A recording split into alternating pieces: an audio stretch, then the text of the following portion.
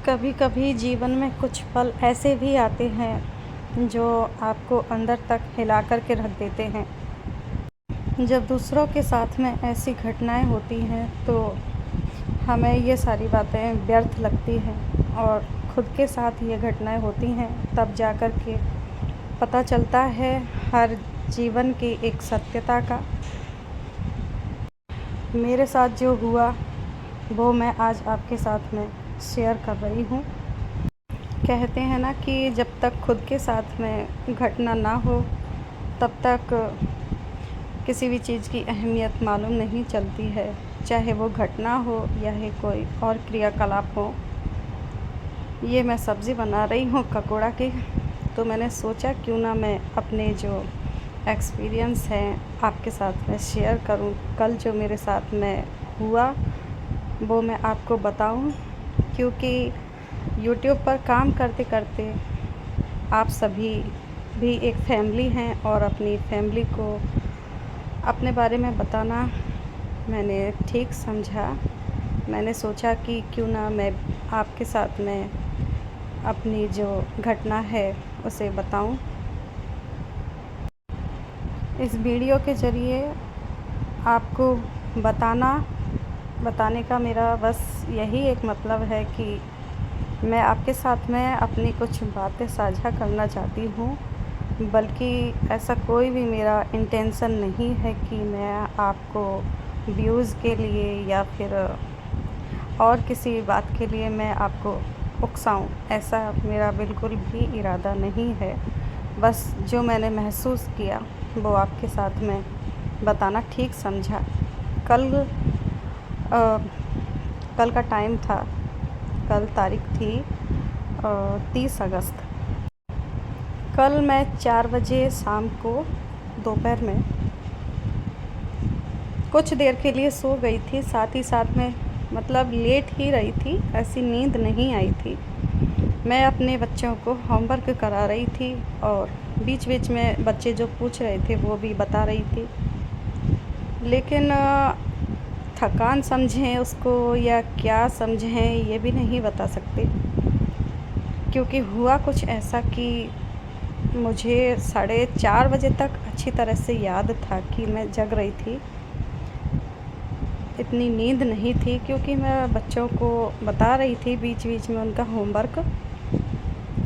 4:30 बजे के बाद में और मतलब 4:45 से लेकर 4:15 बजे के बीच में मेरे साथ नींद में क्या हुआ ये मैं खुद भी अभी तक नहीं समझ पा रही हूँ। और ये घटना मुझे इतना परेशान कर गई कि अब रात को जब मैंने सोने का टाइम हुआ तो नींद आ रही थी, लेकिन सोने के लिए डर लग रहा था कि मैं सोऊं कि नहीं सोऊं। लेकिन जागने की भी एक क्षमता होती है, कोई भी व्यक्ति ज़्यादा देर तक जाग भी नहीं सकता, और वैसे भी आजकल नींद पूरी नहीं हो पा रही। तो मैं नींद में थी, मुझे कुछ ऐसा महसूस हो रहा था कि जैसे मैं बहुत दूर हूँ, और अगर कोई भी मुझे आवाज़ दे तो मैं सुनूँगी कैसे आवाज़, क्योंकि मैं तो बहुत दूर हूँ, मैं तो किसी की आवाज़ सुन ही नहीं पाऊँगी। अब घड़ी में वो टाइम कितना टाइम था, कितने टाइम के अंतराल में मेरे साथ में ये घटना हुई ये भी मुझे नहीं पता। बच्चों की जो ट्यूशन वाली टीचर है वो 5 बजे आती है।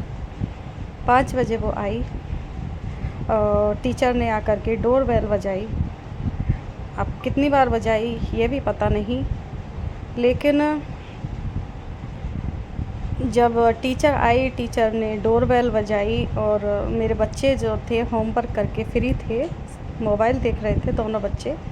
मुझे इतना भी याद है कि मैंने उनको मोबाइल चालू करके दिया, क्योंकि अगर उनके साथ में भी ऐसा होता है कि चलो मम्मी सो गई तो हम फ़ोन टीवी देखते रहते हैं, तब तक तो वो जागते रहते हैं, और फ़ोन टीवी नहीं देखते तो फिर उनको नींद आने लगती है।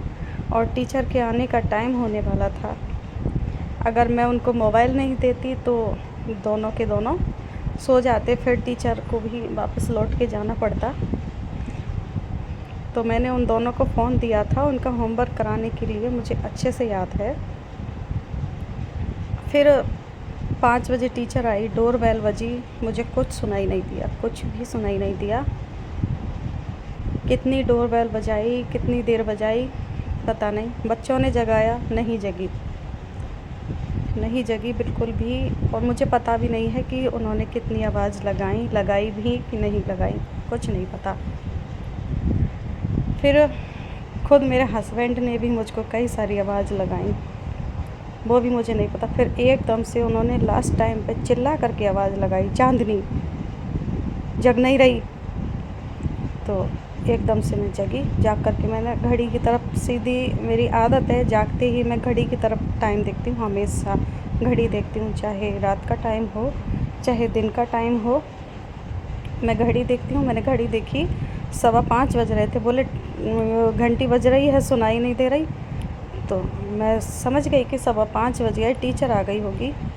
मैं झट से गेट खोलने गई और फिर गेट खोलने के बाद में काफ़ी देर तक, मतलब ये समझो कि मेरा दिमाग इतना ख़राब रहा कि एक बार तो मैं रो भी ली और किसी को पता भी नहीं चलने दिया।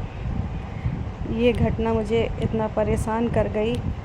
तो ये समझो कि वो जो मेरे साथ घटना हुई थी उसका एक ही मतलब है कि मेरी जो आत्मा है कुछ टाइम के लिए ये शरीर छोड़ कर के चली गई थी।